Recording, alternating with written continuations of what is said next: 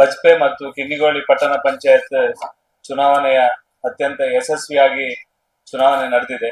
ಆ ಚುನಾವಣೆಯಲ್ಲಿ ಭಾರತೀಯ ಜನತಾ ಪಾರ್ಟಿಯನ್ನ ಹೃತ್ಪೂರ್ವಕವಾಗಿ ಬೆಂಬಲಿಸಿರುವಂತ ಆ ಎರಡೂ ಪಟ್ಟಣ ಪಂಚಾಯತ್ನ ಎಲ್ಲ ಮತದಾರರಿಗೆ ದಕ್ಷಿಣ ಕನ್ನಡ ಜಿಲ್ಲೆಯ ವತಿಯಿಂದ ಅಭಿನಂದನೆಯನ್ನು ಸಲ್ಲಿಸುವ ನಿಟ್ಟಿನಲ್ಲಿ ಈ ಒಂದು ಪತ್ರಿಕಾ ಗೋಷ್ಠಿಯನ್ನು ಕರೆದಿದ್ದೇವೆ.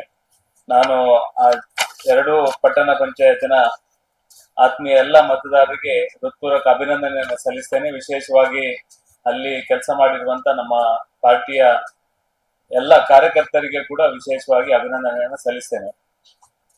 ಈ ಜಿಲ್ಲೆಯಲ್ಲಿ ಜಿಲ್ಲಾ ಪಂಚಾಯತ್ ಮತ್ತು ತಾಲೂಕು ಪಂಚಾಯತ್ ಅಥವಾ ಗ್ರಾಮ ಪಂಚಾಯತ್ ಚುನಾವಣೆ ನಡೆಯುವುದಕ್ಕೆ ಮುಂಚೆ ನಡೆದಿರುವಂತ ಈ ಒಂದು ಚುನಾವಣೆ ಅಂತ ನಾವು ತಿಳ್ಕೊಂಡಿದ್ದೇವೆ.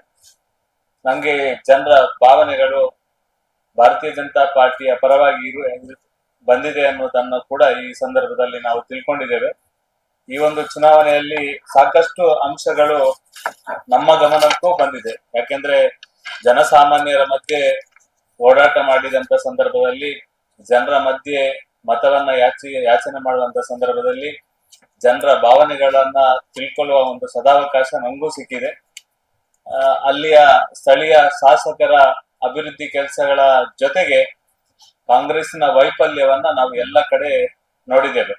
ನಾನು ಈ ಸಂದರ್ಭದಲ್ಲಿ ಉಲ್ಲೇಖ ಮಾಡುವಂತ ವಿಷಯ, ವಿಶೇಷವಾಗಿ ದಕ್ಷಿಣ ಕನ್ನಡ ಜಿಲ್ಲೆಯಲ್ಲಿ ಅಲ್ಪಸಂಖ್ಯಾತ ಕ್ರಿಶ್ಚಿಯನ್ ಸಮುದಾಯದ ಮತದಾರರು ಕೂಡ ಈ ಸಲ ಭಾರಿ ದೊಡ್ಡ ಪ್ರಮಾಣದಲ್ಲಿ ಬಜ್ಪೆ ಮತ್ತು ಕಿನ್ನಿಗೋಳಿ ಪಟ್ಟಣ ಪಂಚಾಯತ್ ಬೆಂಬಲಿಸಿದ್ದಾರೆ ಅಂತ ಹೇಳಿಗೆ ನಾನು ಸಂತೋಷ ಪಡ್ತೇನೆ.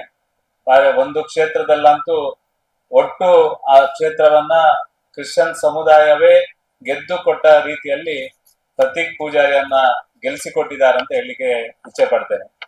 ಈ ರೀತಿಯ ಒಂದು ಗಂಭೀರವಾಗಿ ದಕ್ಷಿಣ ಕನ್ನಡ ಜಿಲ್ಲೆಯನ್ನ ಕಡೆಗಣಿಸುವ ರೀತಿಯಲ್ಲಿ, ಅಭಿವೃದ್ಧಿಯ ವಿಷಯದಲ್ಲಿ ಕೂಡ ಕಡೆಗಣಿಸುವ ರೀತಿಯಲ್ಲಿ ಕೆಲಸ ಕಾರ್ಯ ಆಗಿದೆ.